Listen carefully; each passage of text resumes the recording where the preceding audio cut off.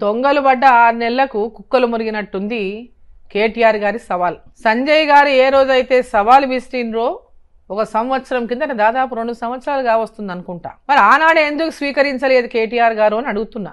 ఆనాడే మీరు ఆ సవాల్ స్వీకరించుంటే, ఆనాడే మీరు పాపం ఈరోజు ఎంత ఫ్రస్ట్రేషన్ లో మీరు ఊగిపోయి మాట్లాడుతున్నారో, మీ ఫ్రస్ట్రేషన్ చూస్తుంటే మరి ఆనాడే ఈ మాటలు మాట్లాడి ఉంటే చాలా బాగుండేది. చిత్తశుద్ధి నిజంగా మీకు ఉండుంటే ఆనాడే ఆ సవాల్ని స్వీకరించుండేటటువంటి వాళ్ళు. మీకు చిత్తశుద్ధి లేదు కాబట్టి దాదాపు 2 ఏళ్ల కిందట ఇచ్చినటువంటి సవాల్కి ఈరోజు జవాబు చెప్పడం అంటే, మీరు అమెరికా పోయి బయట దేశాలు తిరిగి డీ అడిక్షన్ ట్రీట్మెంట్లు తీసుకొని నేను ఇగో బ్రహ్మాండంగా ఉన్నా అని చెప్పి ముందుకొస్తే, ఇది ఇప్పుడు ఈరోజు మాట్లాడడం చూస్తుంటే ఇక దొంగల పడ్డ 6 నెలలకు కుక్కలు మొలగినాయి అనుకుంటే మరి ఇంకేమనాలి చెప్పండి. నిజంగా మీకు అంత చిత్తశుద్ధి ఉంటే మరి ఆ రోజు ఎందుకు స్వీకరించాలి ఈ సవాలని ప్రశ్నిస్తున్నాం. మొట్టమొదటి మాట, ఇక మీ భాష, మీ పద్ధతి, మీ మాట తీరు, విదేశాల్లో ఉండొచ్చినామని చెప్పుకుంటారు.